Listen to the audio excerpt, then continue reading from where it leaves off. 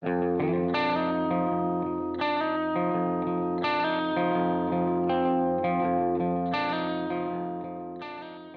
there, everybody. Welcome to another episode of Cloud-Based Mayhem. Just got off a podcast recording with my friend Thad Spencer. You all have heard him possibly earlier. We did this show with him pre-accident. This is post-accident.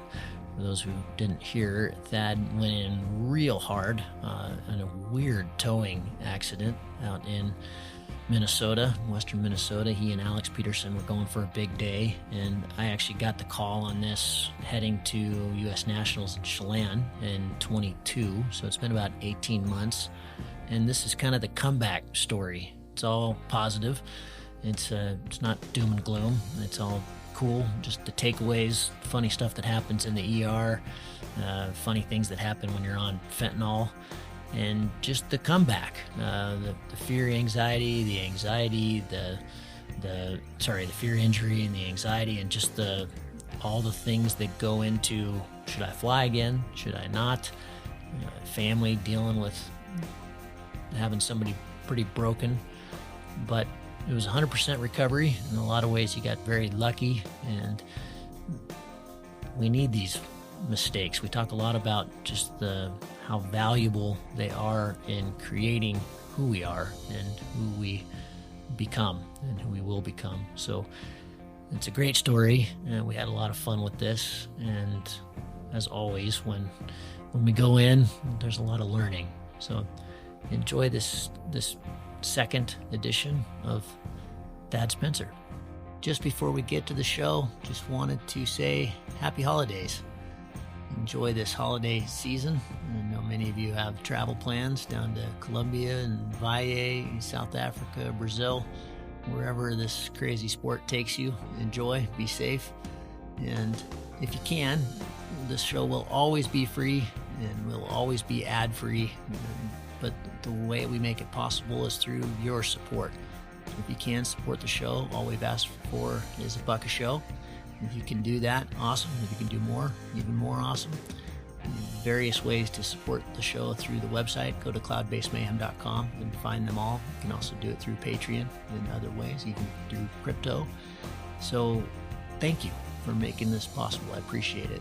Your support covers all the behind-the-scenes costs, travel to go interview people, and editing and storage and all the things that go into making it come to life.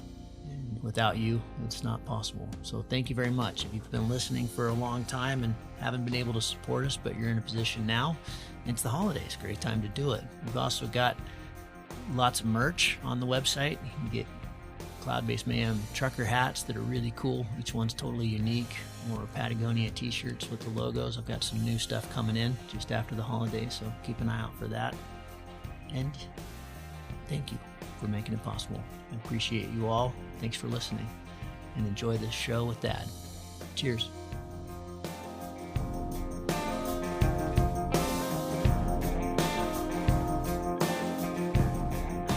Miles talking to Thad Spencer. This is kind of our take two after the hit.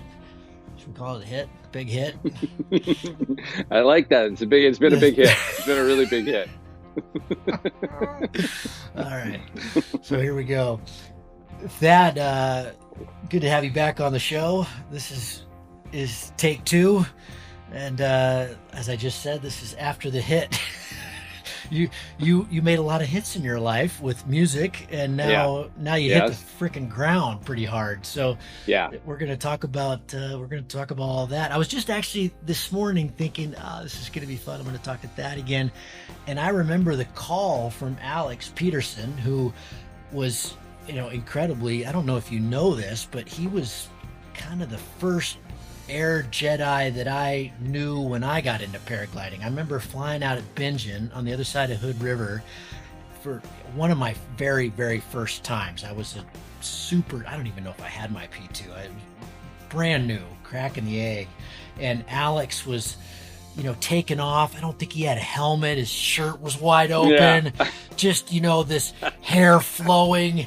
And I'm like, oh my God, that's Alex Peterson. I think he had just Yeah. flown or maybe was about to fly, circumnavigate around Mount Hood, and which I don't think had been done. And just the coolest kid on the block, and I was driving up to, so now this is years later. That was back, I think that was 2004 or something. And I was driving to Chelan for the Nationals, and he called me up, and kind of frantic, and calm but frantic, and just, hey man, Thad went in hard. I need your help, and we need to call some people. And I just, whoa, dude, what? Was he looking for money? Was he trying to profit off my injuries? Do you think that that's what that was? Well, it was funny because it was just another, it always, when the shit hits the fan, you're always going, God, I wish I had this and I wish I had this. But basically, he was looking Yeah. for family contacts. He didn't have your wife's Oh, I number. know.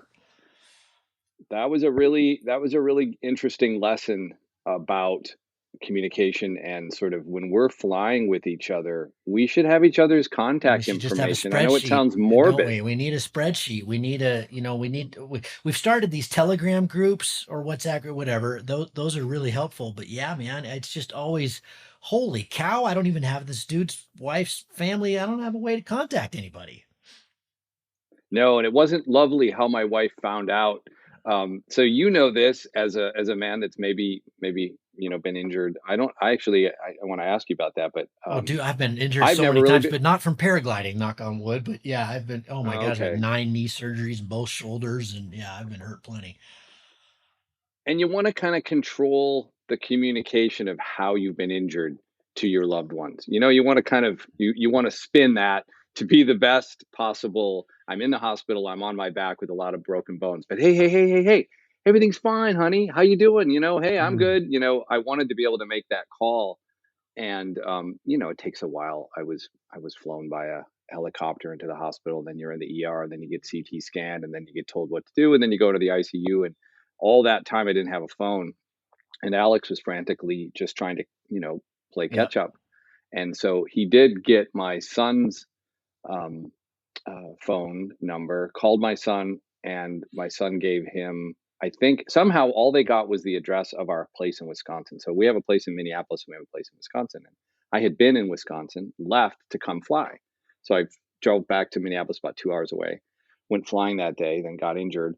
And so she's at the other Mm, house. And the way that she found out I was in the hospital was the sheriff pulled down the driveway. mm, So she knows I've been flying, right? The yeah. sheriff You know car what comes that's down, going to be. two Ooh, really, yeah, two really nice sheriffs. They've got those hats on, those sort of like Canadian Mountie yep. hats, and that stiff polyester uniform, and the freaking gun belts and such. And they come, and they said, Miss Spencer, are you the wife of Thad Spencer? And her knees went Oh under man, her. he's either She just dead or assumed I was really dead. hurt. And then, yeah, so Alex and I and anybody else I'm flying with, I think we've learned that, maybe we should just share contact information before we take a flight. If you're in a little group or whatever, when I go to Colombia and places like that, we definitely have that Yeah. information for each other.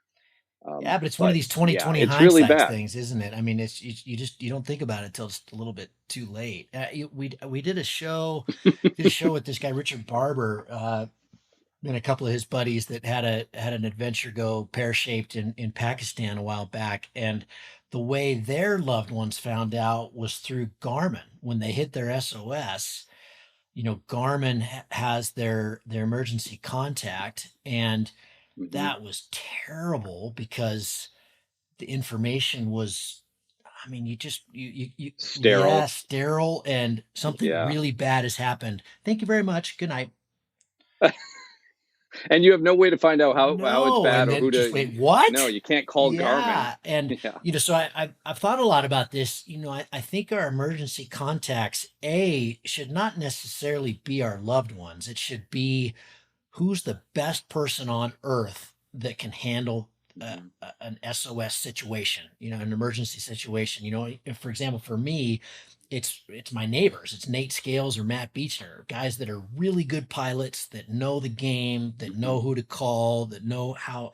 I know those dudes are going to come get me. I don't have to rely on search and rescue, who are, inevitably going to be slower than us, our community, and then they will craft the message once they find out really what's going on to my wife. I think. I don't know. I've thought about this Yeah. a bit. I think that's the best way for us as a community to handle these kind of things.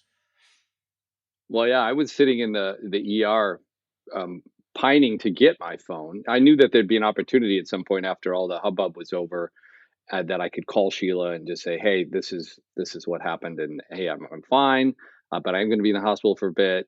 But I didn't get that opportunity. It just they take everything from you. They cut all your Yeah, of clothes course. off. They take all your Yeah. stuff, and you're just sort of left.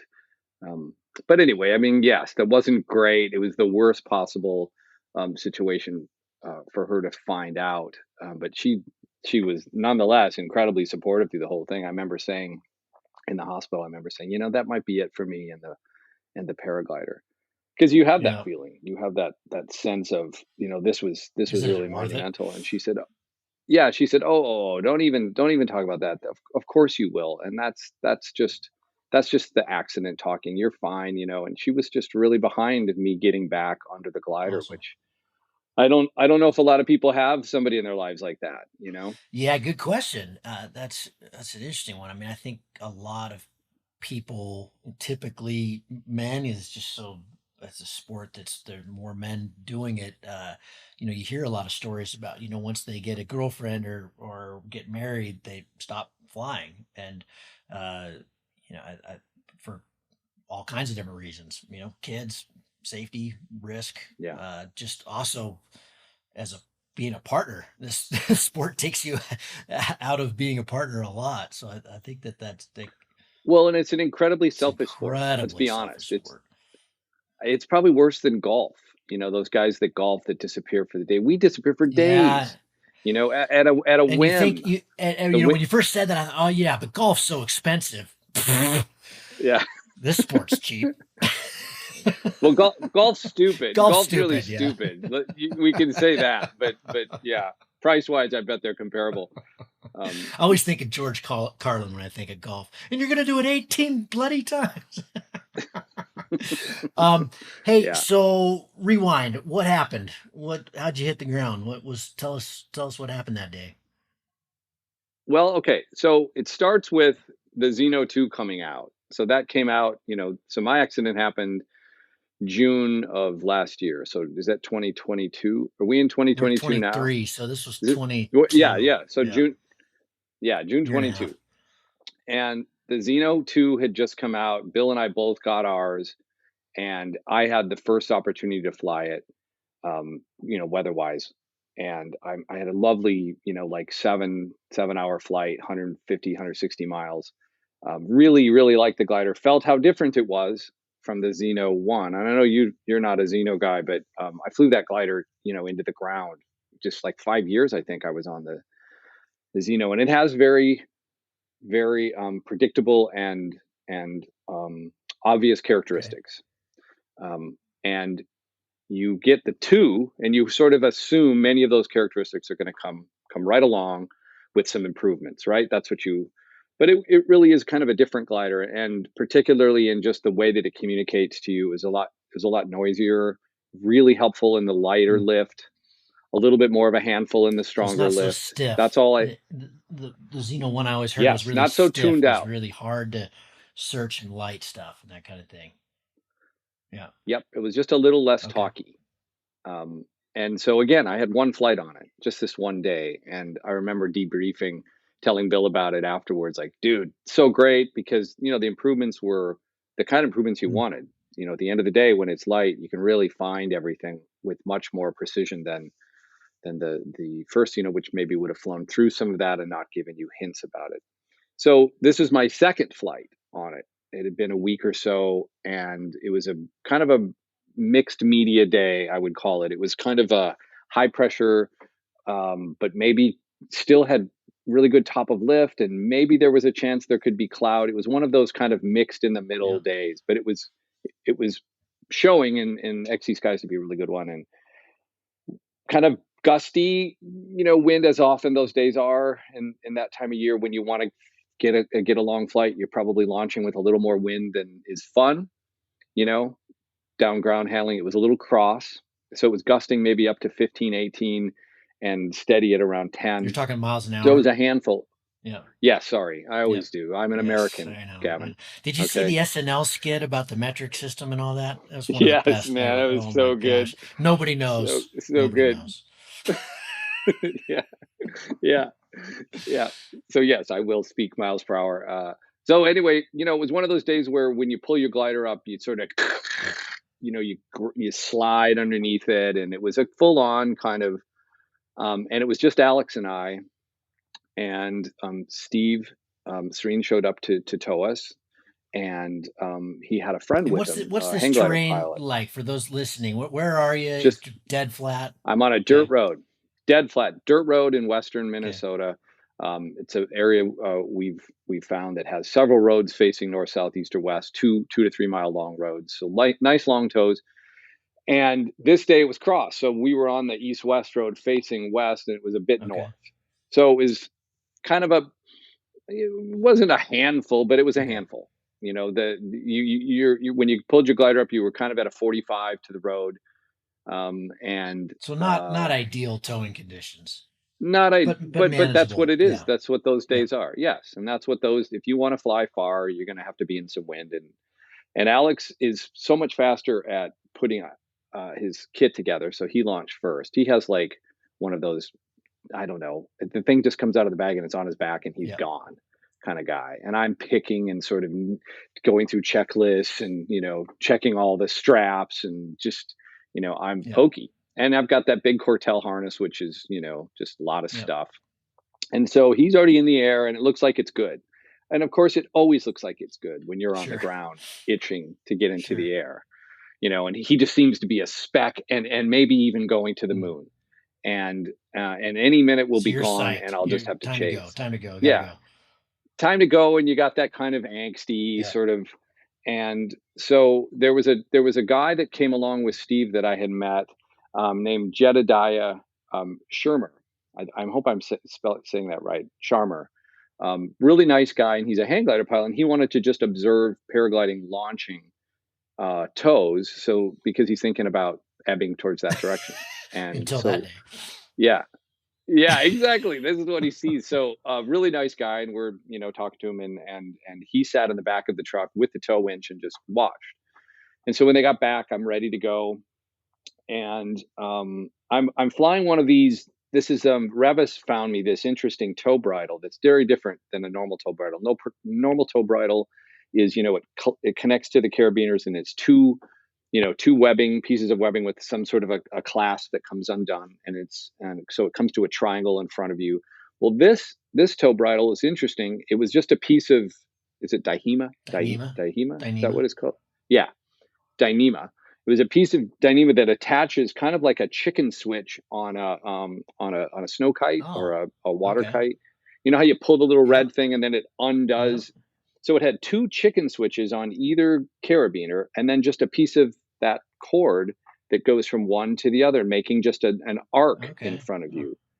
You run the weak link through that, and now whatever direction you're skewed to the tow line, it adjusts. So you're always Oh wow. balanced. And I don't know if I'm explaining this right, but it was pretty cool, and I was really excited about this tow bridle and then used it a couple of times. The downfall of this tow bridle is that both of the little release things are right there at your carabiners, right up Oh, against. so you got to go to Um, those. You got to take your hands. You got to hold one. no, no, they're really easy to Oh. get at. They're easy to get at, but they're too easy to bump. Oh. And my first launch that day, I launched quickly and slid under the glider. You wrestle it, get it straight, turn real quick, and go. And I was about 50 feet up.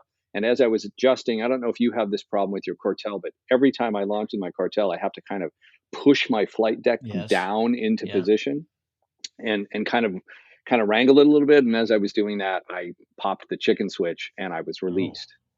Lovely. So now I'm, which is no big deal. It's lots of wind. I just went straight Yeah. down, So there landed, was no big reset. Didn't surge even or go. anything. It was fine. Okay. No, and if there was a surge, you're just pretty good at Yeah. containing that anyway, just naturally. As I've been towing for 18 years, and all of that just seemed natural. And it was just another, I'm telling you this because it's another kind of loading the gun to what ended up perhaps having something to do with what happened, in that I was anxious to get into the air. And that's never a good Yeah, thing, then right? then you have When we're this, and now rushing. you're even more delayed, and now you're more anxious, and yeah. It's stacking Yep. up here a little bit. Stacking up. So I reset, and back in the air. Now, on this launch, everything looks great as I make my turn. Um, do my, you only run a couple of steps when it's windy like that and you're in the air. And as soon as I'm in the air and sort of getting into the seat, I check the glider and I've got a little stick on the left side.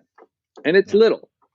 It's the kind of little stick that in the Xeno 1, you almost always got on launch. You were always popping out those little tips coming in, often while you're running off a yep, mountain.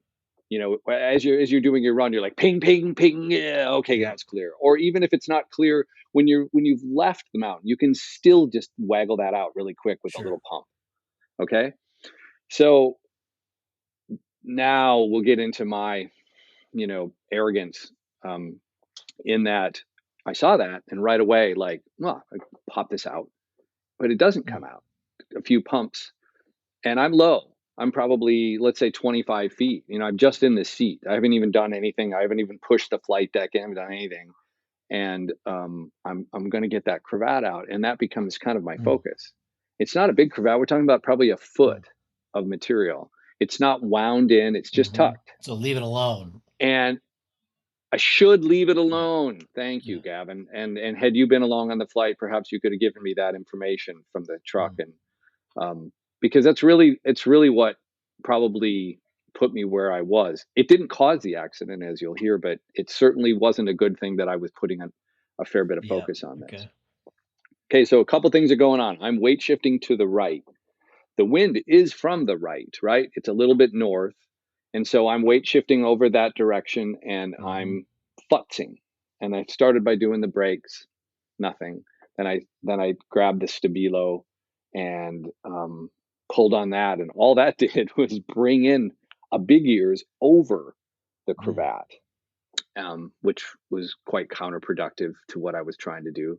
I had hoped that when the big ears popped open, some of that momentum would take the cravat with it. It didn't.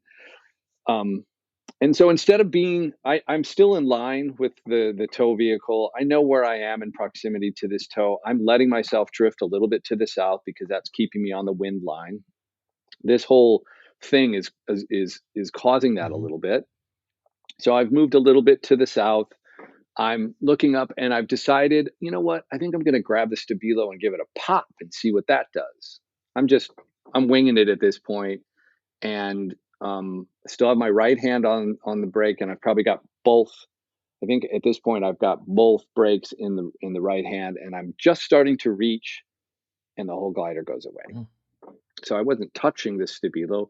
I wasn't doing anything to the glider other than weight shifting a little bit to the right, and everything just went away. And it felt to me like a pretty large asymmetric. But the glider's gone. I can't see it really. And that's bizarre on yeah. tow. So what? On tow, I've on never tow. even When is this heard of that. ever? So you took a Neither. big frontal? I took a huge frontal, and I have confirmation of that. I thought I took a big asymmetric, and I thought the asim basically just kind of spiraled me down Okay. to the ground, because from the point of it going away and me being ass over tea kettle on the ground, it seemed like Second. a couple Yeah. of seconds because I was probably 75 to 100 feet up. Um, so the best part of, well, it's not really the best part, but it's funny. Um, People talk about your life flashing before you, and I didn't have that. I didn't have this sort of, oh, wasn't that a lovely moment when I was in that play in seventh grade? And oh, remember when I got the training wheels off my bike? Like, and it wasn't one of those. It wasn't like a Pixar movie, but I was coming to the ground at a speed unrecognizable by any standard I can understand. It was like, it's over. Yeah. I'm going to die in this sad little road in western Minnesota. And then done, Just punched. boom. Then I didn't feel a thing. I was completely blacked out. I and I mean it. I didn't feel a thing. The impact is it's like somebody went in and edited that out. I don't have the impact. But just before the impact, I remember sort of maybe balling up a little bit, just sort of, maybe kind of looking away and Just like, oh trying to my pull my God, legs this up, is and gonna hurt, probably. it's gonna hurt Yeah. bad. It's so fast. It was so fast. The rate at which I was coming in. And so then I woke up, sort of half woke up, and Jedediah is over me. He's holding my neck, and it's hot too, by the way. It's a hot day. And I remember there's like sweat rolling off his nose, and you can see the fear in his eyes. And I don't really know what's going on. I'm just on the ground, and there's this guy above me, backwards to me, because he's behind me.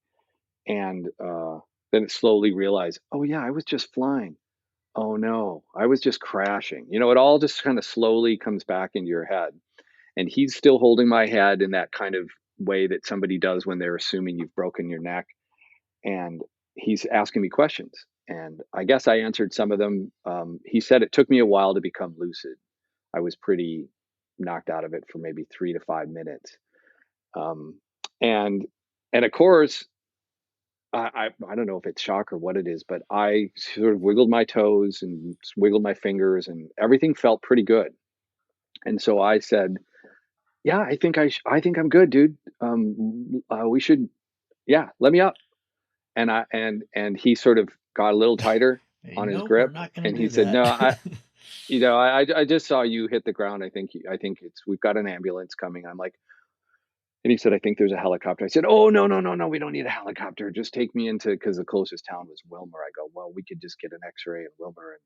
Um, and but I still argued with him about getting up, and thank goodness. So it ends up this gentleman that showed up that day was a Oh fireman. man, He oh actually, boy, that was lucky. so lucky because Alex was in the air. Steve is a really nice guy, and I've known him forever. He'd have probably let me get up. He'd have probably been like, "All right, well, Thad knows what he's doing," and I would have probably let him Yeah, get up. You know what I you mean? got But we're not adrenaline trained. just pumping. You're totally in shock. You're a moron. Yeah, yeah, I'm a complete moron. And so, yeah, the ambulance. I guess it took a half an hour of him sort of holding my head. Uh, and it's just hot. And so they got me out of I think they got me out of my harness without. I know they did. They didn't have to cut it. And then the ambulance took me in their little cab, and then after that, you hear the helicopter arrive. They've sort of cut off my clothing, and I've got some fentanyl or something delicious going through my system, because I mean, like, I'm starting to joke around a little bit. It's starting to hurt a little bit more because I think some of the adrenaline's gone and the back pain is maybe coming in, but they've got me on a backboard with a neck thing. And I get in the helicopter, which is pretty fun.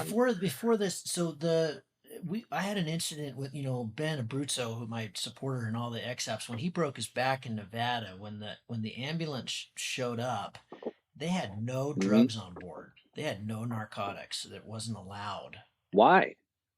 Why? because, yeah, Because of the opioid yeah, crisis? exactly. And it was Wow. unbelievable because Oh, it oh, was clearly he had no injury. There was no reason not to give him drugs. I mean, that's just step one, is you got to control the victim's pain, right? And yeah. he had been lying there because our first aid, it was, one of these things, our first aid kit wasn't with us and it was in the other car. And but it taught me a lot about, man, we have got to, each of us have to have at least something to give our buddies if they go in hard. And so the ambulance showed up, and they get you something right away, or was it your guys that gave you something right away? No, they did, the Okay. ambulance. And the ambulance is kind of funny because as they were putting me on the backboard, they have to Yeah. roll you and get it underneath you, and then they kind of roll you back down. And so and what's funny is, I don't know, it's probably part of that job, but I think you're just a slab of meat. You're not really a Yeah. sentient being that's being put on a board. You're kind of just, and they start talking amongst themselves as they're carrying me to the ambulance about the bulge they have noticed in my back. One of them says to the other, "Yeah, did you see that bulge in his back? That doesn't look good." And I'm like, Hey guys, I'm I can here. hear you. I'm the guy that's got this bulge now, and so your mind is just like, "Oh no," you know. you feel like in my mind, I think I could think of like Yeah. Alien, that sort of alien popping out of the body, and just like, oh no. And I I but they love it gave me that some they actually drugs. said that doesn't look good. That makes you That feel doesn't look really good.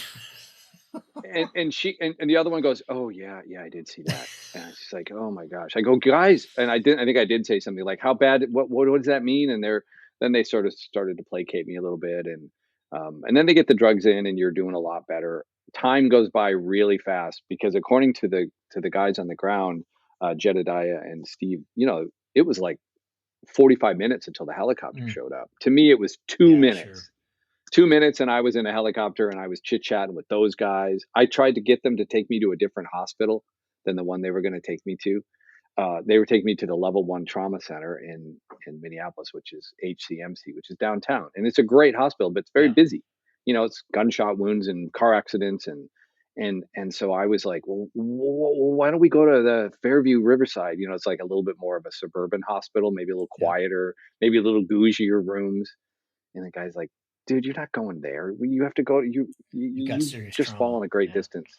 Yeah, you're gonna go to here." And so they were great. Helicopter ride was really fun. I was wondering, because it was bumpy, because it was a thermic day, and it's high noon probably at this point, and they fly Yeah. low. They're only like, I don't know, 500-600 feet up. And so it's kind of bumpy. And I'm thinking, what's this landing going to be like in these conditions downtown, on the roof? And my back's starting to get a little more sore, maybe. I can feel that giant bump that the paramedics are talking about. And I'm just assuming it's just, wheelchair time for daddy. And they just put it down. They just greased it. I mean, it was, you couldn't even feel the thing touch. It was just soft and then you're out and you get in this elevator, and the elevator goes to the ER. And the ER is like this beautiful, shiny, and again, this is probably the fentanyl Right. talking, but everything kind of glowed in there, and everybody had these cool uniforms on, and there's You're about high as a 50 of them, kite. it seemed like. Oh yeah, just wasted. And I'm buck ass naked on a gurney, and I'm absolutely covered in feathers because they've cut my down Oh puffy off, man. and it's Yeah. sweaty. And so I'm like tarred and feathered. I've tarred and feathered myself in my own like greasy sweat. And so I'm naked, sweaty, and have all these feathers on me. And they think the head guy said, we've never had a paragliding accident here before. And I'm like, yeah, I suppose you haven't. This is a first for both of us. And they were really expecting me to be basically a broken pile of, Bones. you know, Broken bones. Yeah. bones. Yeah. And then it really wasn't that bad. There was no blood. I didn't have a scratch on me, Gavin. I not a You do scratch. you did Jebediah, is that his Jedediah, Jedediah. yeah. You must have hit perfectly. I mean, you Well, literally must have hit I came in, perfectly. I did. And so maybe we should, the rest of the story, there's a little bit, one funny bit in the ER that I'll tell, but let's talk about it, because what Jedediah did that was amazing is as soon as the helicopter left and he was in his truck driving home, he got out his iPhone and he made me a voice message of exactly what he saw Mm, as he mm. saw it. Okay, so he gave me as best, because I didn't have video. I couldn't review the video of this because there's no Right. video. I didn't have a camera, of course, and no Alex is one was gone. Yeah. videotaping me, but he was Yeah. watching. Alex is in the air. And so he gave me a blow by blow, and I didn't listen to that for about a month because you kind of don't want to. You don't really want to look at your equipment. You don't want to do much. You're just sort of coming to terms with having all of this confidence stripped away Mm-hmm. from you, Mm-hmm. right? And all that omnipotence has been now I'm no longer, I'm mortal again. I can be hurt, and I think that many of us have a feeling in paragliding that accidents happen to Mm. others. Good lord, it's not happening to me. I'm really good at Right. this. How could it possibly happen to Yeah. me? And I'm careful and yada yada. So he gave me this blow by blow of exactly what happened. And he knew enough about paragliding to be able to describe things like a frontal. And he said that he described the cravat, small little cravat, and then he saw me, you know, pull the big ear over the cravat when I was working with the stabile, and then he said shortly thereafter, the whole front of your glider disappeared, you know, and he said then he called it tacoing. Mm. He said the tips taco, horseshoed, um, and nothing really recovered after that. And then you hit, and he said it looked like you hit feet first, so pointed, and which is true. I kind of made a half turn as I was, zoom, and then came in on the. So if you think of a dirt road, and then you have a little embankment, like a grassy sort of slope, and then it goes down to farm fields. I hit on that glancing part, just that little angle of the Oh grass, God. and then slid. So that tiny bit of angle, I think I sent you those spars back in the day when I finally did get to my equipment and I pulled those straightening spars out of the Cortel harness. They were absolutely twisted and broken. Wow. So those things probably is why I'm not paralyzed. Are those two spars that come in the back of that harness right behind my spine? They're absolute. I still have pictures. They're twisted and torn. They're actually torn, Jesus. and they're really strong. Yeah, They're yeah, really, yeah. really strong. That kind of corrugated Yeah. plastic. Honeycomb So stuff. the Yeah. combination of yes, it's honeycomb plastic. I told him, I said I would maybe even think about making it out of honeycomb carbon fiber, make it even Yeah. stiffer because Wow. that was that took a lot of the impact that I think my spine would have had to have taken um, at that impact. And then my tailbone is still to this day pretty sore. I Really? think that I didn't break it. They X-rayed it. I had them Just X-rayed a it three deep, times because gnarly it hurt so bone bad. bruise or something. Yeah. So that was really helpful that he gave me this picture because I had this picture in my brain of what happened, and in my mind, I thought it was a pretty massive asymmetric that just arced me down towards the ground and couldn't recover in time. But instead, it was a big Connect. frontal, You which were is you a were pretty connected to amazing the event. toe throughout. Yeah, but not when I was on the ground, and we haven't figured that one out either, Gavin. I can't Why understand why wasn't you I had a still? frontal. I just don't get it. I mean, when you're towing, your wings back. You're pulled back. Yes, God, that's bizarre. I yeah, mean, I'm trying to it's think super about, bizarre. you've got kind of an unstable aircraft because you've got the tuck on the left side, so that Hmm. didn't help. But you're leaning the other way and you're toying Hmm. with that side. Could that have Hmm. instigated the man? I don't. But at the time of the frontal, I'm not toying with Yeah, anything. I was just reaching for you the were just going stabilo. for it. So, but what I'm left with as I think about the outcome of this, and is that, dude, that cravat should have just been left alone. Get 5, 6, 7, 800 feet, Absolutely. then start messing with it. Same as flying off the mountain, right? We don't mess with that stuff until we've got margin. So yeah, okay, for sure, mistake A or B or whatever. That was a miss. But God, the frontal on But let toe. me ask you, and let me add one more miss to it. So check it out. Now, what if I was both hands on the brakes, centered position in the harness, not and this frontal started to happen. Yeah, maybe would have caught it. Now maybe I would have caught it. Maybe I could have Hopefully. yarded on the brakes, and I would have been cognizant of it as opposed to Yeah. ignorant of it because my attentions were spent. Am I on line with the toe? Am I weight shifting to the right? And how do I get this? And it was just such arrogance, Gavin, that I should be mucking about because I have towed so many times. My arrogance allowed me to believe that it was okay to muck around that low and not be just flying that glider into a more positive place. Definitely not a lockout. Oh, no, no, no, no, Not not even even close. Okay. close. Yeah, Not even that's what always remotely worries close. me when I see people towing and they start messing with something. You just start you slide a little bit, especially when you're low and there's not a lot of line out yet. You're getting to that, I'm fine. Because I've seen it once, and I was towing, Yeah. and we were luckily in the ocean over water, and it was totally benign. And the pilot wasn't a pilot; he had just seen us towing, and he just desperately wanted to go. And I thought, well, okay. I mean, he had done something somewhere, and of course, as soon as he leaves the ground, he's trying to get in his harness or something and just yanks on a brake and just immediately lock out and boom in the water. And he hit, but even over the water, and even we were just starting, he was almost. I mean, I would have said he had a mild concussion.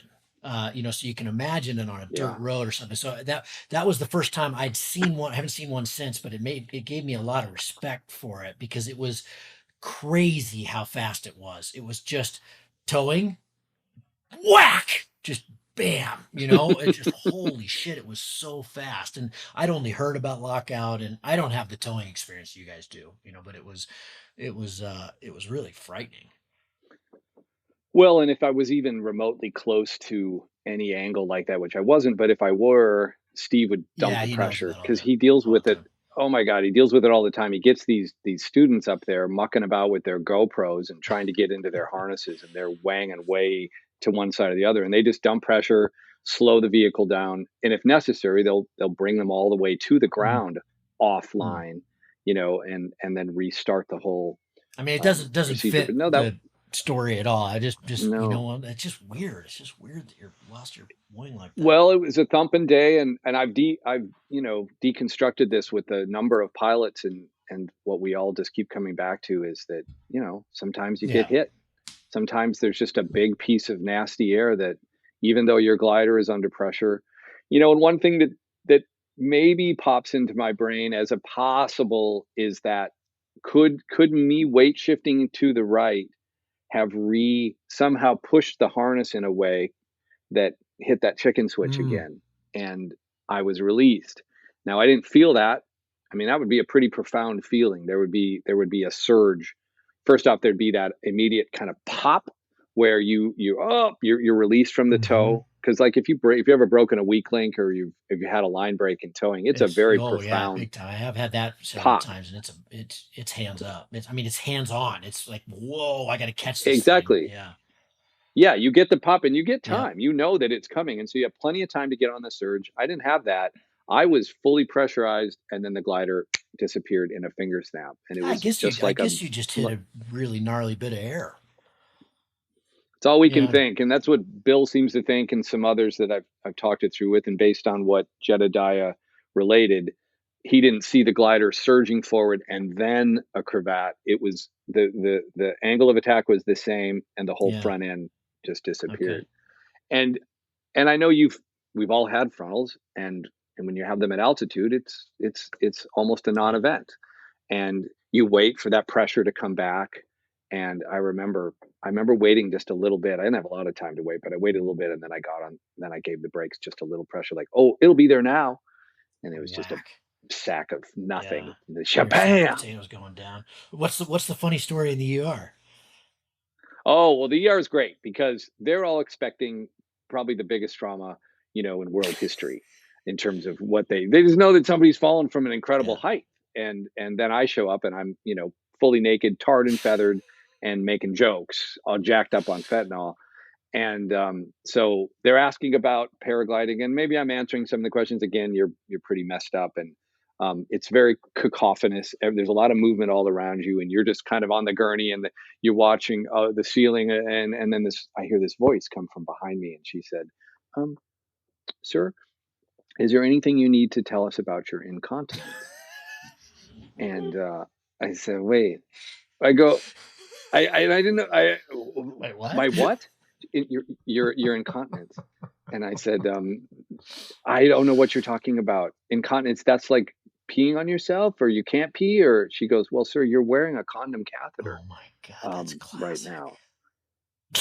And I'm like, I am. I am. No, I'm good. I'm good. Oh. And then, yeah, I'm good. So the whole ER has been pretty noisy until I say, oh, and everybody goes quiet.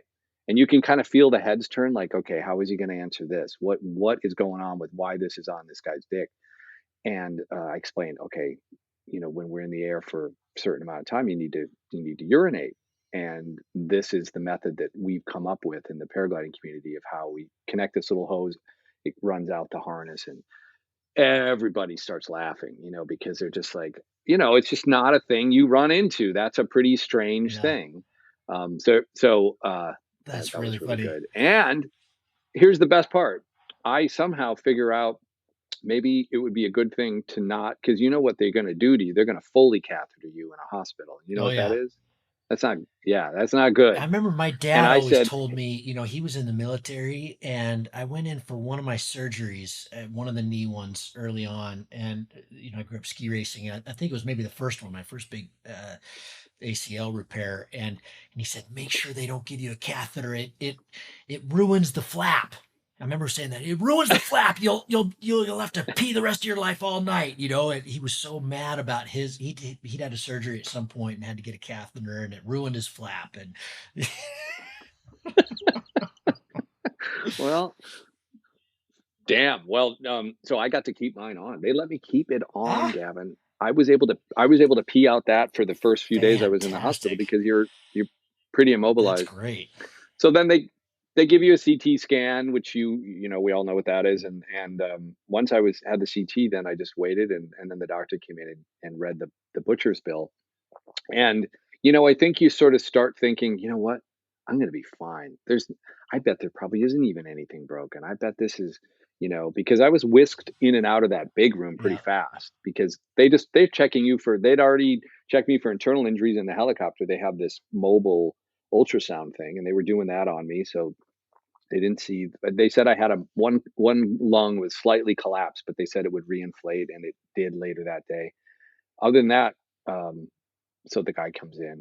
I actually think it was a woman. I apologize. Yeah, I was pretty messed up at Yeah. this point because the drugs weren't quite working as much, and it had Now been a you're feeling while. it. And yeah, and then they just tell you all the things that are broken, and it was 9 vertebrae and 8 ribs and my sternum, You broke and you nine you vertebrae. 9 vertebrae, and she kept, and they call them C1s and Rs or whatever. They have these little codes, and you're listening, and she just keeps saying them and keeps saying them, and then gets to the ribs, and then I'm just like, wait, how many are we talking about? And I think there's a small tear coming down one eye here, just like what? And no, she said, oh, I'm sorry, that's the bad news. The good news, these are all stable fractures. And I said, what does that mean? How is that good? And she said they don't have to have surgery. Whoa. Like, oh, no surgery. So she said, you'll be in a brace for a while and these will heal and you will be back to And normal. you're just going, Yeah, what yeah. So party? yeah, yeah. I mean, you're worried about what's all that, what's being in a brace, and because you think those Yeah. halos and that kind of stuff. And one of my vertebrae was kind of high, but it didn't require neck immobilization. So I wore basically this plastic brace. It comes in two parts and it velcros together on you and it completely immobilizes your body from basically your pelvis up to your top of your sternum. And uh, Alex's brother had worn one of these. He had broken his back paragliding years ago. So Alex was kind of an expert, and he's in the hospital with me now.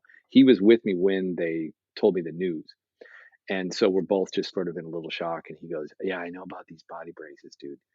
Oh, that's not fun." I go, "What's not fun?" And he goes, "Well, they heat mold these things to your body." Because they got to get it molded your body. He goes, it's really hot when they're pressing it on your body, so kind of get ready for that. I'm just like, what? And that's not the case at all anymore. Oh, When his brother had one, now they take measurements or they use like a laser, and I don't know, but they brought it and it fit me. So you just wear that for some months, and you're in the hospital for a bit, then you're out into what they call the acute rehab, where they just make sure you can walk upstairs and get in a what was shower and your headspace at this point? Was it holy shit, I'm so lucky? Holy shit, I'm so unlucky. What are you thinking? Oh my god, I hate this sport. I mean, I never hated the sport, but it was, what you go through, Gavin, that's maybe even more destructive is I'm a horrible yeah, pilot. I suck. You you you suck, and I've made terrible, terrible misjudgments that have almost cost me my life and cost everyone around me a great deal because you require a lot of help. My wife we had 2 new puppies in the house, and just the mayhem of all of a sudden she had to do everything and I could do nothing. I couldn't lift.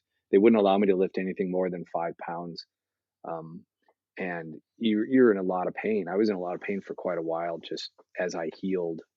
um, uh, and I just felt really incompetent. I guess that would be the Yeah, best yeah. word, like really incompetent. All of the confidence I had built up over the 18, 20 years I have been paragliding were completely and utterly removed through this incident. And then you've got all this time to ponder Mm, it. You've got mm. months to just dwell and ruminate about it.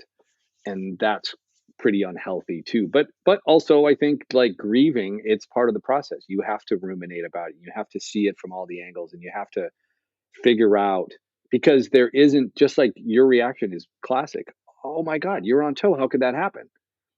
There's no, I don't get a really neat buttoned up little Yeah, yeah, package of an yeah, answer yeah. as to why this happened. I have to live in this I, more, I think you know, from misunderstanding. obviously because of the podcast and just because we're in this sport, we've all talked to a lot of people who've had accidents, and it seems like the easier recovery is when it's really clear.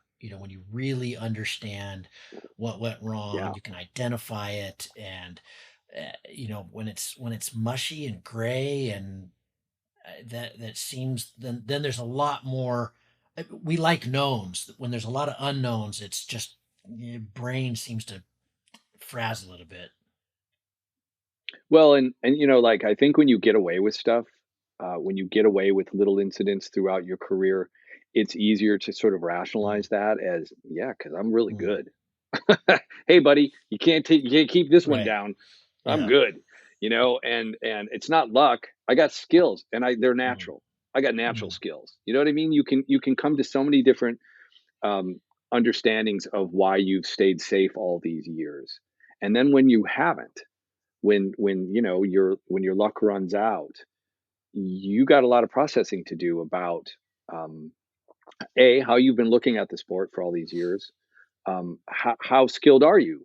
And all of that was undermined for me. Just I really did feel like I had lost all of my confidence, and I did. I think for a while, I certainly wasn't feeling great about jumping in underneath a paraglider.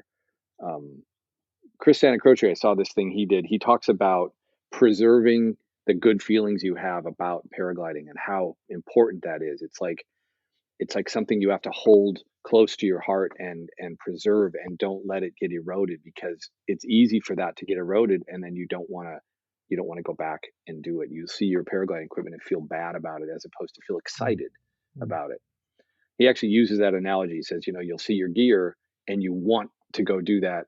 And if you're on the other side of that curve, you see your gear and you want to go do something mm. else, because it just makes you, maybe gives you a little queasy feeling. And I definitely suffered from that after this. And then I had all this time, I couldn't do a thing.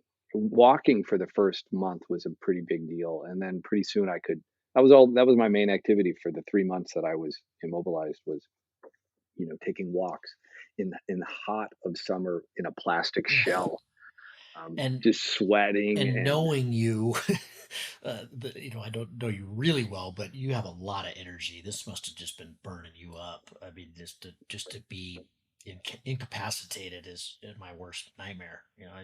I have to do shit. it's everybody's Yeah. worst. Yeah, and I guess what made it feel okay though is that I knew that I was getting better. I knew that I was healing. I had great doctors, and they talked about how I would heal and what the prognosis was, and everybody said you will be Mm, 100%. You will be back to doing everything. It's just going to take time, and as we're older, it takes more sure. time.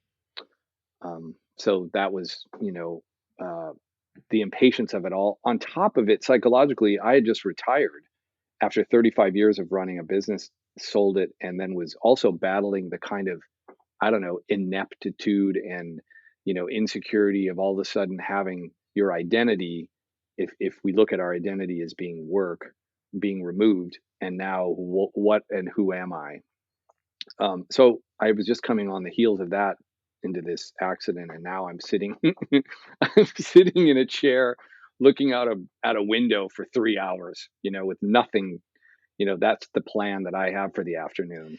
Is I've gotten myself, into the chair, and then you just got a lot of time to think, a lot of time to Yeah, think, and I'm whether curious. that's I'm good or bad. curious about that because it's I've been injured a lot. I've had a lot of these okay, incapacitated for a while, and I have both fond and not so great memories of some of them. The ones that are fond, I kind of took it on as a challenge, and I Yeah. read books, or I did things that I don't normally find easy to do because I'm busy, and I came Hmm. out of it I think a better person. And I've had other ones where I've just wasted away in my own misery and I don't do enough. And these days you're on your phone farting around and blowing time. Yeah. And I don't know if that I've remember, that I've learned anything coming out of them. So I've done it both ways. There's clearly a good way to do it where you can look back and go, that injury, I needed that time. I needed it mentally. I Yeah. needed it physically. I needed, we get Yeah. sick for a reason, right? We get a flu. And I always think, yeah, it was because I was burning the candle at both ends. I'm tired. Hmm. This was my body going, okay, dude, you're not going to relax. So I'm going to force you to relax. Right. Yeah. Yeah. It was like forced double Yeah. retirement. I got retired and then I got double retired. I got retired from everything that I do. And yeah, I think it felt very negative maybe at the time. And then that negative feeling started to kind of erode away, and a feeling of like, wow, this is so great to be alive, and so great that out of all of that could have happened, only this Mm, happened. Yeah, I broke a bunch of vertebrae, but they're all healing. yeah. I'm And not in a wheelchair. maybe my back will be a little, yeah, maybe I'll be a little more fragile for the rest of my life. But man, that's the small price to pay. And I think I definitely it was an immensely positive thing, probably for the accelerated version of who I am now compared to who I was. I look at life as kind of a three-phase thing. We have the first phase where we're learning and we're young and we're ambitious, and then the second phase we take that ambition and we create something of ourselves, and we have a career and a life, and maybe grow a family and grow a relationship. And then I'm in phase three now, where it's the back half, where we take all that wisdom and perhaps some of the money that we've made, and we put it towards this last phase of our life. And I want to be the smartest version of myself, and the kindest version, and the most thoughtful and decent version of myself in this last phase. I've messed it all up in these other two, but I feel like this is the last one that I can maybe repair some of the dim-witted, ambitious driven, egocentric bullshit that I've twisted and turned through in the first two phases of my life, and really kind of try to get it right That's kind of a now. nice takeaway. I mean, You know? I'm hearing that all says humility to me. I mean, it sounds like the Oh accident yeah. maybe expedited.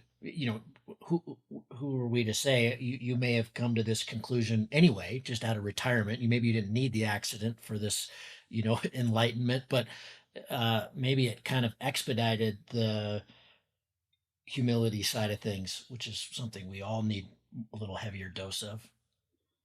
I need piles more of it. I Yeah. mean, and what we put our ambitions to, a lot of times we're putting our ambitions out in the world so that then glowing adoration comes back at us, right?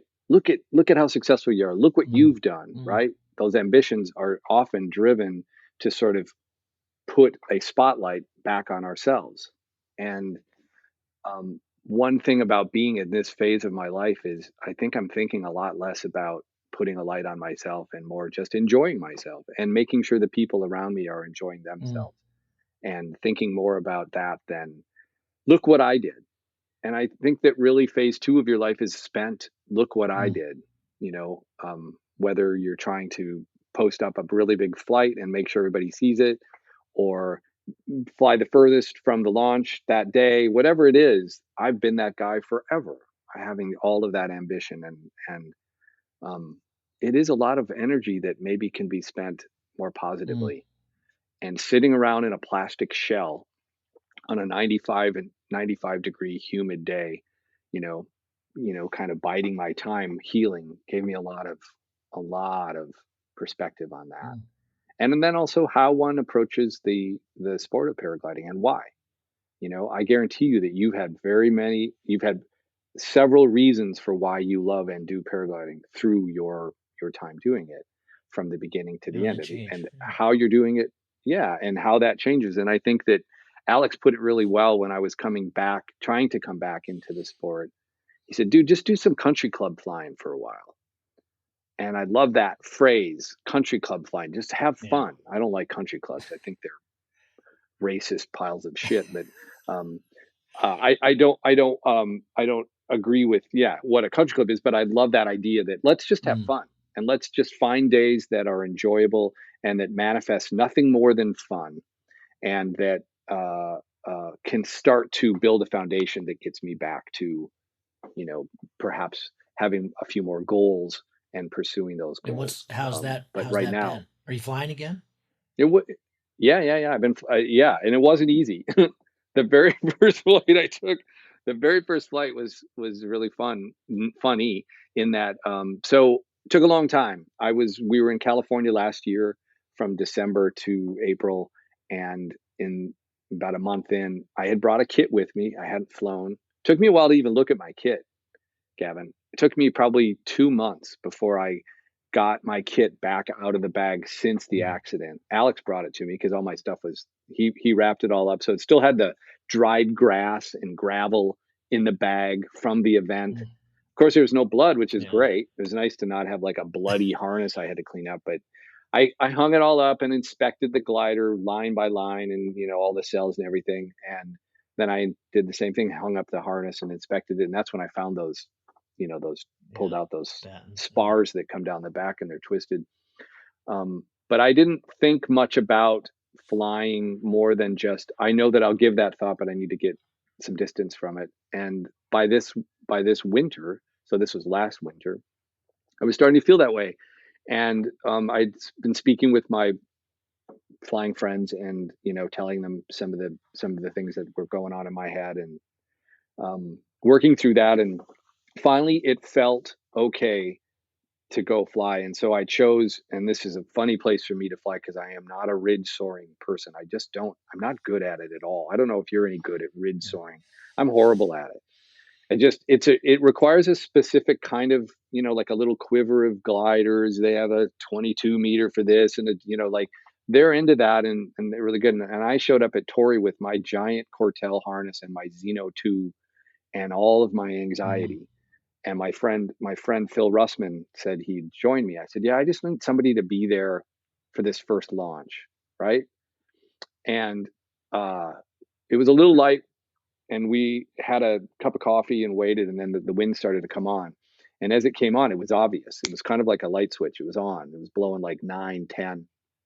And I started just unzipping the bag was like, how do I do that Mm. again? Like unzipping the bag was this foreign thing, and all the anxiety was just sort of kind of coming on. And at one point, I think I was just standing over my bag, kind of looking at it, and I'd maybe got the zippers off, and I'd maybe like pulled half the glider out, and I was just kind of standing looking at it, like, and Phil comes over and he goes, "How you doing?" I said, "Oh, I'm fine." And he's like, are you getting that out of the bag? And I said, yeah. He goes, tell you what. And he saw it right away. And he goes, why don't you stand over here and let me get this out for you? Let me get this set up. And he unzipped got the glider out, opened it up, and sort of walked me over. He said, what? Come on over here. I'll get you in the harness. And I stood there like a sixth grader getting his snowsuit on to go to school. And he kind of, yeah, he kind of put it on me and sort of did the buckles. Okay, hope you have a good day, Bye, and honey. See you this yeah, afternoon. but it was so awesome. It was so great because I was kind of frozen. Yeah. Um, and then the muscle memory comes back. The wind came up. I just built a wall, and then that the simple act of just building the wall. It's like, oh yeah, I I know know how how to to do do this. this. Yeah. And shukunk, glider came up, did my turn, launched, and it didn't feel horribly scary. It just felt a little different, and it felt there was more consequence, I guess. There's this feeling of Mm. consequence that I didn't used to have. And then I just built it back flight by flight. I did a few flights Was there a there. lot of Um, oh shit and weird stuff in your head and seeing yourself splatter into the rocks kind of stuff, or was it just mm, okay? no, no, no, no. And that's a really good question. No, but it's front loaded. When you're in the act of it, it felt more natural. When I wasn't in the act of it, when I was preparing to, that's where a lot of the anxiety was. It was that first getting the glider out and thinking of, I think I'm going to go fly today. That was the hurdle that took more time for me to get over. Once I got over that hurdle and the act of flying felt fun again, then it was really, it wasn't simple, but it was simple. It was easier to get And back. that was last winter, so we're about a year later. Are we still country club flying, or are we now kind of where you at? Where, compared to where you Hmm. were when you had the accident? Well, I think that the person that had the accident definitely always trying to fly something big and long, and I don't know that that's in me so much. I feel like I've done a lot of that flying, and I've got some flights that probably will stand for a while. At least one will probably stand for a fair bit of time. Anytime you get over 200 miles, it's going to hold for Mm, a while. That's that kind of rarefied air that I'm very happy and proud to have figured out how to get past.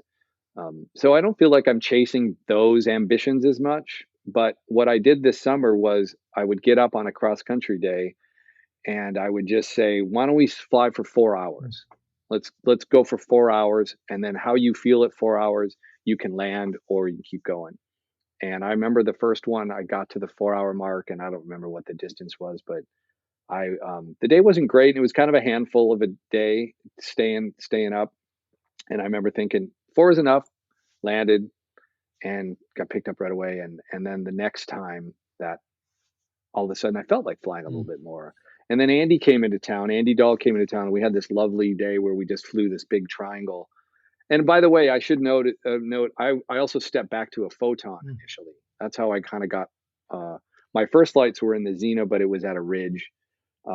But Bill had a good concept. He said, "Hey Thad, why don't we get rid of that Xeno you crashed and buy you a new Xeno?" And I said, "Why?" And he said, "Because that one tried to kill you. Let's just get rid of Mm, that one and get one that doesn't have any bad mm, juju, doesn't have any bad mm, feelings." And he said, "You know what, too? I think that first batch had issues with cravats that I've talked to." He said, "Maybe I've heard, or I can't remember exactly, but he said that I think they've kind of got that mm. dialed out. It might have been a trim thing. I Interesting. don't know." So we just ordered another one, and you know what? I flew the Photon on small cross countries throughout the summer, triangles and smaller, like no more than like 5 hour flights. Um, and until one day, I knew the day was going to be a little tricky for the Photon because the Photon's not exactly the best light lift sniffing glider, and this was going to be one of those days where it starts light, gets better, and then ends light. And I just knew that the Xeno was still sitting in my on my rack unopened. It was just the box was still sitting there. It had been there for a couple of months, and I knew, oh, I want to fly that today, and I wanted to fly it. It wasn't something that I was Mm. trying to get myself, you know, Amped up like I for. wasn't trying to muscle through it. Yeah, no, I Yeah. wanted it, and then I flew it, and it was fantastic. And then I think from that day forward, I felt like I was back. So it doesn't Like that was it. really I'm back. sound like you had to battle through a fear injury here. It was more just I did. I you felt did. that way. Okay. I felt like I battled back. Yeah, because you have to remember when you get on launch, you're not really. I mean, I'm supposing here, but you're not really going through a checklist of the dangers of paragliding. You're just stoked to go fly. Oh, And I'm still checking some of those boxes. I'm okay. still feeling the ramifications of this act. My first paragliding instructor, Alan Chukalat, used to have this great phrase. He would say, "Are you ready to commit aviation?" Mm, that's a And good one. the first time he said that to me, yeah, it's a really good one. I said, "What do you mean?" He goes, "You're deciding whether you're going to get into the air or not. I'm not deciding that for you. Are you ready? Do you feel confident? And do you feel like you're in a good place to commit aviation?" And I think that phrase has never had more meaning than perhaps now because there have been physical consequences. I had to go through a long physical recovery. I had to put my wife through my incredibly selfish, long physical recovery. And so, yeah, I'm taking all that into Mm, consideration when I'm mm, launching yeah. now. And so I think there is more of a feeling of, and it was a battle. I was completely, absolutely dead set against probably flying again in the early I remember months Bill for saying that. sure. I've checked in with him many times over the months since the accident. How's Dad doing? And there was definitely a yeah, not too sure he'll do this again. And then yeah, but Yeah, he said some great things though. As you know, he's such a poet. He can say a lot in a few words. And one of the things he told me was, we're doing an extreme sport in nature, and there are going to be events that could happen in a paraglider, and many times they don't, and sometimes we skirt around it, and sometimes we get Mm. hit hard by an event and it has consequences. And that's just this, we can try to mitigate risk as much as we can, but we can't No. eliminate Yeah. risk. Yeah. And that was really good for me to hear because it helped me feel like, okay, this wasn't so much my fault as it was my turn.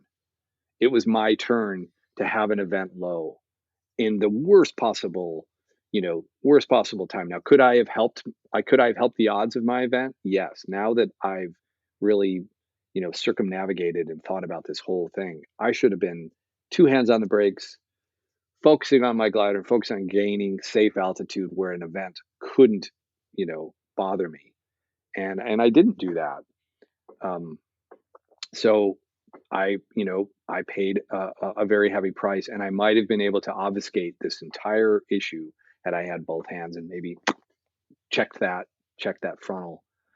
So um, I I don't know, wonder Bill. though if, we always talk about that we need cheap mistakes, and this was not a cheap mistake. This was, you paid a pretty heavy price, but at the same time, I don't know. Do you look back at it now and go, yeah, but it was a necessary price? I mean, do you think you would have gotten the Yeah, takeaways that you have on life without it?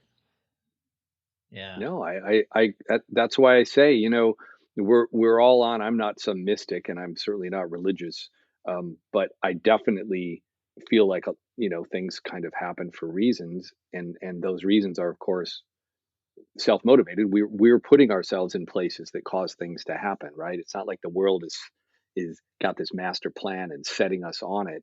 We do things that cause other things to happen, and we all know that we're trying not to get injured, but we know that we're in a sport where it could happen. Just as when I get on my bike and go on a 40-mile road bike ride, I could totally get Yeah. injured. It's not lost on me. Is it going to happen? Probably not. And it's probably not going to happen when we're in our paragliders and we're flying in weather that's within our abilities, and we're flying equipment that's within our abilities, and we're flying distances that are within our abilities. We have this checklist of all these things that make us feel comfortable when we're flying, and when we're in situations where we're not feeling comfortable, sometimes we muscle through that discomfort to get to a goal. And sometimes while we're muscling through that, we might get hit, we might not, and then we grow from that. And in this case, I'm kind of growing from the opposite. It's pile driving in the ground. I learned a couple of things. By the way, if you're ever in an airplane and it crashes, you're not gonna feel it. That's kind of a little blessing. If I'm in a Airbus and it goes down, you don't feel it when it Mm. hits. You're just your light gets punched. You're out. I don't have. I wouldn't say that I have less fear, but I guess I have a more, I don't know, realized look at the the consequences of this because I lived Mm. them and you've lived them. You know the consequences of blowing your knee out, right? You know what that is. That one of the injuries you Yeah, had? multiple times. Yep. Yeah, and so you're probably pretty careful with that knee on certain things you do. Yeah, it's interesting how I am more careful just in general with age. This week I'm getting a colonoscopy and hernia surgery. Welcome to your 50s, dude. And and it's amazing how much I operate now. I mean, I just did the X-Ops for the last time in 21. It hasn't been that long, but I'm way more Yeah, aware of, just because the getting hurt sucks. There's always the recovery. It's, I yeah, don't want to get hurt.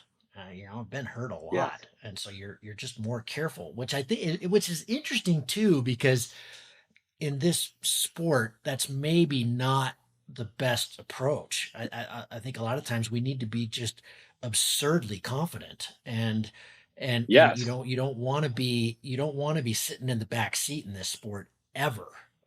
No, timidity Timidity is a is a death death sentence. sentence, exactly. And so it's, Yeah, it's one of these things where you have to start, you want to be but Belcourt. You want to be, approaching your 60s and going, I'm going to fucking crush all these kids that are, trying to chase me. I yeah. want to be, I want to Yeah, go big. I'm going to I go think big. even though he has come to a place of softness in his hardlined Mm. approach at I think that he's realizing, yeah, I'm 60, coming up on 60, and I'm not always going to be able to keep banging on it as hard as somebody that's in their Yeah. 20s, Yeah. and it's not going to. And moreover, I think that he can sit back and look at the achievements of his career with great pride, and an understanding that that's a body of work that will last a long Mhm. time. I'm not speaking for him. I've Yeah. just had some conversations with Sure. him, and I know that he's in a more retrospective perspective Mm. about, as you are in when you're getting to be this age. And to your point about confidence, I think that that was one of the things I really had to come to terms with, is that I knew I did not want to fly fearful. And in fact, my wife asked me, "How you doing?" When I was packing up to leave for that first flight. She said, "How you feeling?" I said, "The biggest fear I have is being afraid Yeah. when I'm Yeah. Good flying." one. That was my that was my biggest fear, and that was the best part about that first flight. I wasn't afraid when I was in the air. I was a little bit afraid beforehand because I was afraid that I would be Yeah. afraid. And it's Interesting. a real kind of Escher painting feedback loop of of trouble that you don't want to have. And I was really, really excited that wasn't what I had. I didn't Once I was in the air, everything felt normal again, and your muscle memory and the feeling of your skill and your awareness of what you were doing came back. Dad, Um, I want yeah. to end here on something I think a lot of listeners can really relate to, or certainly I am at the point in my life where I can, and I'm just fascinated and curious by this subject. We talked about this a little bit before Mhm. we started recording. You had this kind of double whammy, but one of them was retirement. You had this, very successful business that was your life and kind of defined your life. Maybe there was the paragliding and this, and you sold it, and suddenly you've got all this time. At one point you came back into your studio, which I can still see behind you. You still got it, obviously. You Mhm. came to the studio and you thought, yeah, I'm gonna do something, and you explained that. But uh, we all get to, hopefully we get to this phase where we we suddenly have more time, and we can participate in more pleasure because we're not working all the time. But that can be a pretty hard transition, and a lot of people don't do it very well. A lot of people retire and within 6 months they're dead, because they suddenly don't have something to Right. strive for, to achieve for. That's kind of what we're built as humans. We're not very good at uh, sitting around. No. Well, I think for men, I can't speak for Mm. women, but I know for men that, because I have a lot of people ask me this. Hey, hey, hey, hey, hey.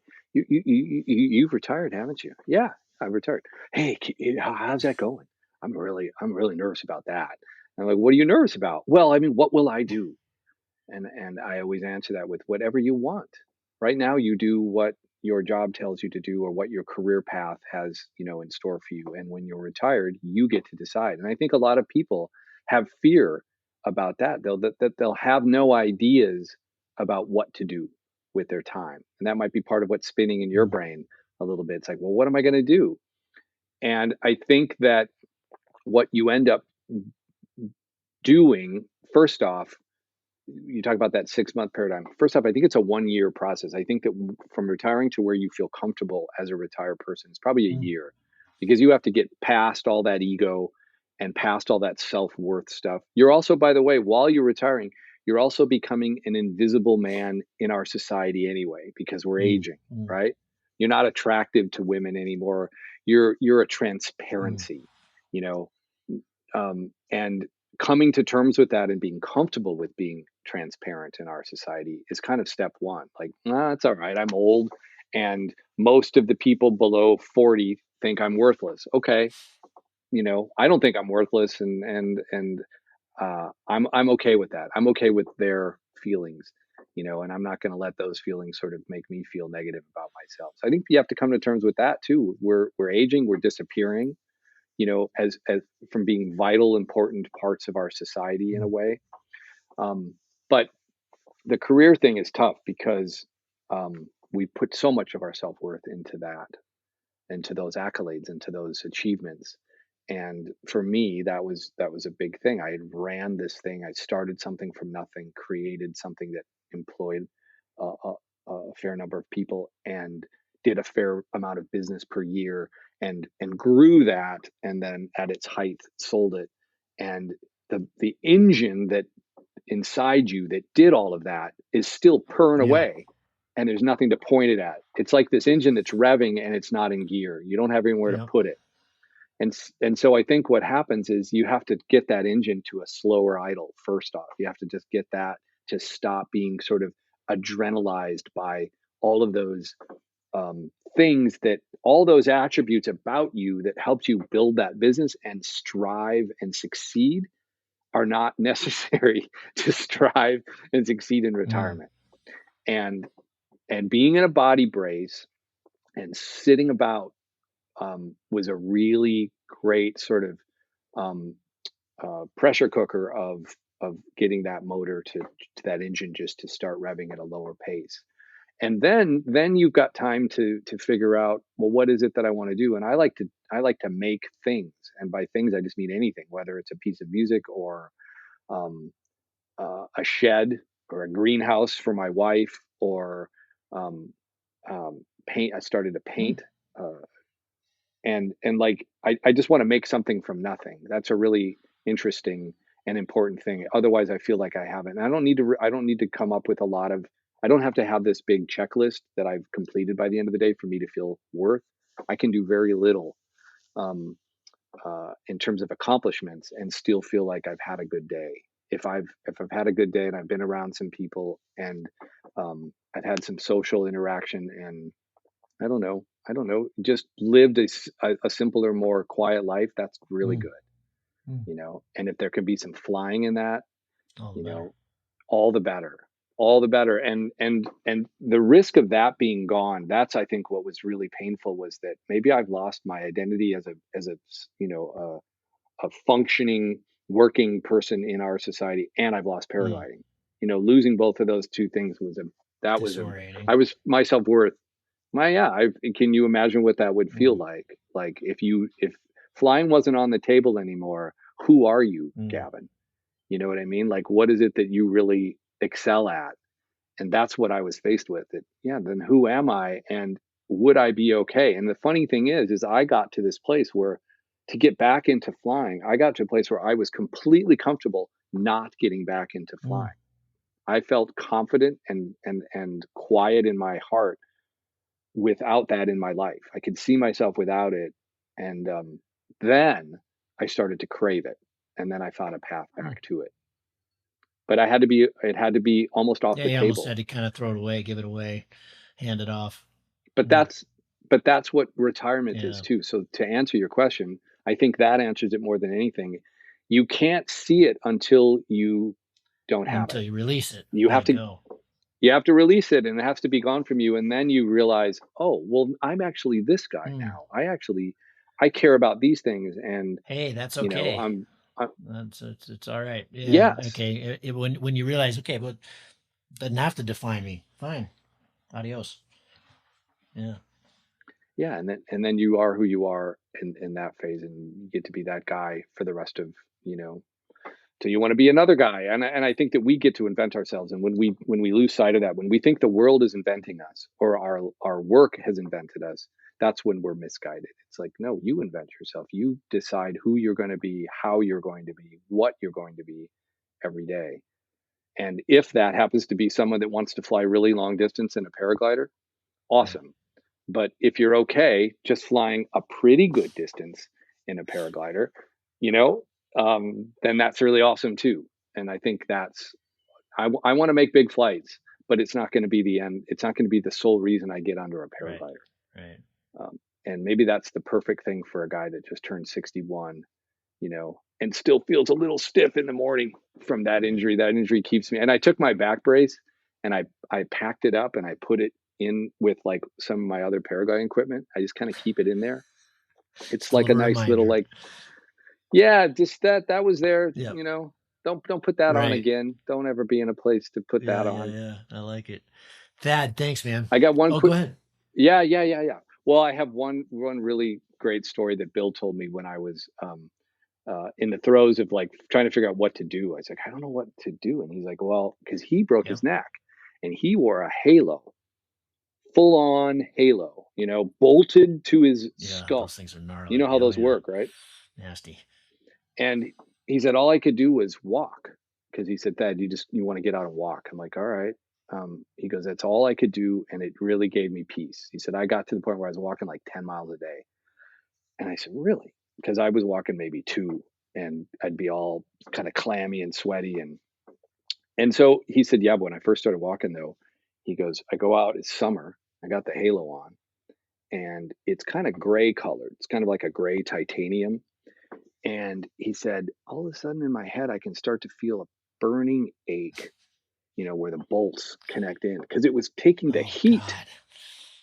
The metal was heating up and then going into his Oh, brain. man.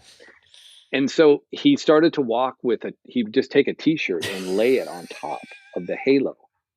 Now, I mean, The you know neighbors, what he looks man, I like. wish we had a picture of that. Oh, and he said that on late in the season, he said wasps would get under the thing. And he said you couldn't swat. Yeah. You can't move quickly and swat the wasp away, because you're wearing this thing that's bolted to your head. You got to be really careful. Oh my God! So he sent me a photo. I will send you this photo. He sent me a photo of him in the halo, and he was in that for the same amount of time that I was in my brace, and he couldn't. He could never take it off. You can take a body brace off when you're laying down. You can take it off and sleep without it, and then you put it on when you get up. So at least you got a respite. Oh, my From God. he did not. Yeah. Yeah, really brutal. Anyway, I'm sorry. I wanted to jam that Oh, one in good because that was a story. great Good story story. for me. I'm picturing in my It was a mind good him one to walking hear. around Dana Point in Salt Lake City with a wasp-filled heat heat tent. Dad, thanks, man. Appreciate it, and I'm glad. Thank you. It's really fun. Interesting 18 months for you, and last time we flew together was out of Blackhawk, so I'm looking forward to wherever we fly together next. Yeah, let's do that again. Cheers, bud. All right. Cheers.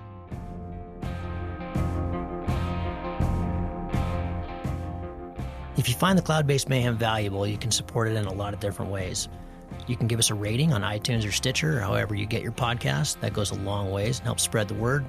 You can blog about it on your own website or share it on social media. You can talk about it on the way up to launch with your pilot friends. I know a lot of interesting conversations have happened that way. And of course, you can support us financially. This show does take a lot of time, a lot of editing, a lot of storage and music and all kinds of behind-the-scenes cost. So if you can support us financially, all we've ever asked for is $1 a show. And you can do that through a one-time donation through PayPal, or you can set up a subscription service that charges you for each show that comes out. We put a new show out every 2 weeks. So, for example, if you did $1 a show and every 2 weeks, it'd be about $25 a year. So way cheaper than a magazine subscription, and it makes all of this possible. I do not want to fund this show with advertising or sponsors. We get asked about that pretty frequently, but for a whole bunch of different reasons, which I've said many times on the show, I don't want to do that. I don't like having that stuff at the front of the show. And I also want you to know that these are authentic conversations with real people, and these are just our opinions, but our opinions are not being skewed by sponsors or advertising dollars. I think that's a pretty toxic business model. So I hope you dig that. You can support us. If you go to cloudbasedmayhem.com, you can find the places to support. You can do it through patreon.com/cloudbasedmayhem. If you want a recurring subscription, you can also do that directly through the website. We've tried to make it really easy, and that will give you access to all the bonus material, little video casts that we do, and extra little nuggets that we find in conversations that don't make it into the main show, but we feel like you should hear. We don't put any of that behind a paywall. If you can't afford to support us, then just let me know and I'll set you up with an account. Of course, that'll be lifetime, and hopefully you're being in a position someday to be able to support us. But you'll find all that on the website. All of you who have supported us or even joined our newsletter or bought Cloud-Based Mayhem merchandise, t-shirts or hats or anything, you should be all set up. You should have an account, and you should be able to access all that bonus material now. Thank you so much for listening. I really appreciate your support, and we'll see you on the next show. Thank you.